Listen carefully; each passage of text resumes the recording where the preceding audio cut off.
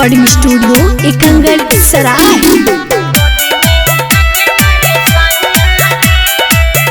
Presented by जिसका film. रात भर बेला डुबैया रे, रात भर बेला डुबैया रे, गोदी में उठा के मारे सोइया रे, गोदी में उठा के मारे सोइया रे।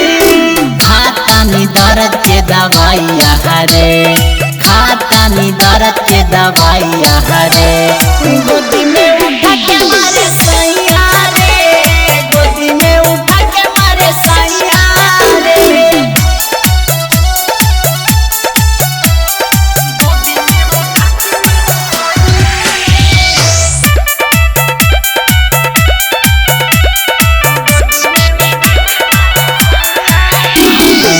जब हम चिल्लाई तो दाब देला मुहाना, मारेला बड़ी मार रे, उठल बैठल हमसे ना डरा, पर जानी हम तो बीमार रे।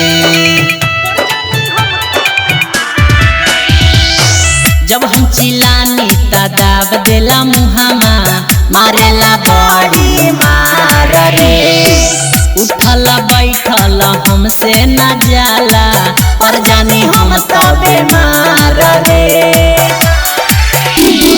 बाबे वो तो बाबा का कसैया रे, बाबे वो तो बाबा का कसैया रे, गोदी में उठा के मारे सोइया रे, गोदी में उठा के मारे सोइया रे। खाता नी दर्द के दवाइया रे, खाता नी दर्द के दवाइया रे, गोदी में उठा के मारे सोइया रे, गोदी में उठा के मारे सोइया रे।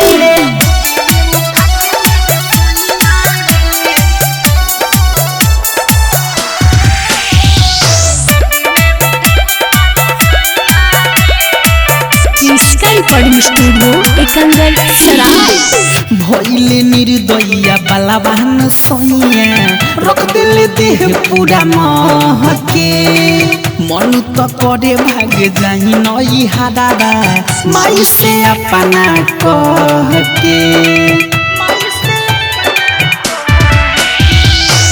भइले निर्दया बलवान सोइया, रख दिल देह पूरा महके, मन त करे भाग जाई नई हाराबा, माई से अपना कह के।